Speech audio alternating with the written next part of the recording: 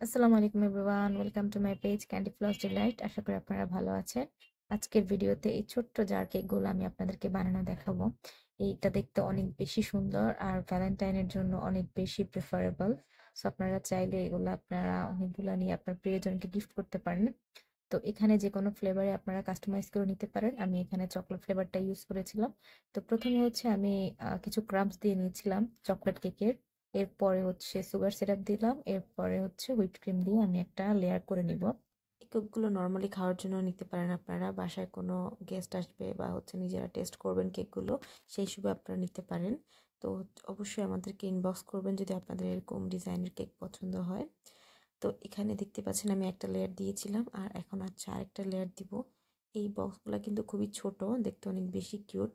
এরপর হচ্ছে আমি আরেকটা লেয়ারে ক্রাম্বসগুলো দিয়ে দিচ্ছিলাম এখানে। আপনারা চাইলে এখানে ক্রাম্বস না ইউজ করে কেকটাকে হচ্ছে এই বক্সের সাইজে কেটে নিয়ে ইউজ করতে পারেন।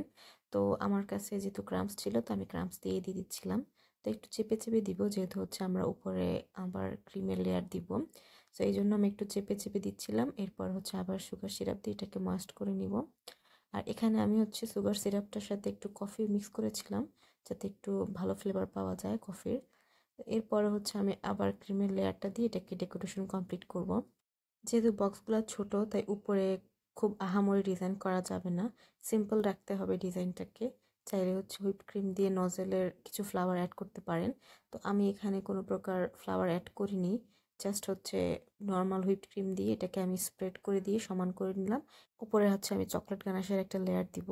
এখানে হচ্ছে ডার্ক চকলেট প্লাস হচ্ছে হুইপ ক্রিম মিক্স করা। তো এই চকলেট গানাশটা এমনি খেতে অনেক বেশি মজার, তার উপর যদি চকলেটের উপর দেওয়া হয় তাহলে তো আরও বেশি মজা লাগবেই। তো আমি এটাকে সমানভাবে ছড়িয়ে দিচ্ছিলাম। আর এই বক্সগুলোর সাথে হচ্ছে একটা ঢাকনাও পাওয়া যায়। সো এরপর আমি ডেকোরেশনটা শেষ করে চকলেটটাকে কিছুক্ষণের জন্য ফ্রিজে রেখে দিব, যেহেতু এটাকে আমার সেট করতে হবে। সেট হয়ে গেলে এটা হচ্ছে আমি সার্ভ করতে পারবো। তো এইটা কোনো প্রকার অর্ডারে ছিল না, আমি বাসায় জাস্ট বানিয়েছিলাম বাসায় খাওয়ার জন্য। তো আমার হচ্ছে যে ক্রাম্বসগুলো ছিল ওইটা দিয়ে হচ্ছে 3টা এরকম জার কেক হয়। তো এই জার কেকগুলো এভাবেই অনেক বেশি মজা। আপনারা চাইলে হচ্ছে উপর দিয়ে চকলেট চিপস ইউজ করতে পারেন, এতে চকলেটের টেস্ট আরও বেশি ভালো আসবে। তো এই ছিল আমার আজকের মতো ভিডিও।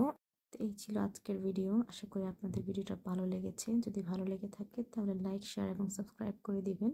এবং আপনারা যদি আমার কাছ থেকে কেক নিতে চান তাহলে অবশ্যই আমার পেজ ক্যান্ডি ফ্লস ডিলাইটে ইনবক্স করে দিবেন। কোনো কিছু জানার থাকলে অবশ্যই এই ভিডিও নিচে কমেন্ট সেকশনে কমেন্ট করে রাখবেন, আমি আপনাদের প্রশ্নের উত্তর দিয়ে দিব। নেক্সট আপনারা কী ধরনের ভিডিও দেখতে চান সেটাও আমাদেরকে কমেন্ট করে জানাতে পারেন। তো আজকের জন্য এখানেই, আল্লাহ হাফেজ।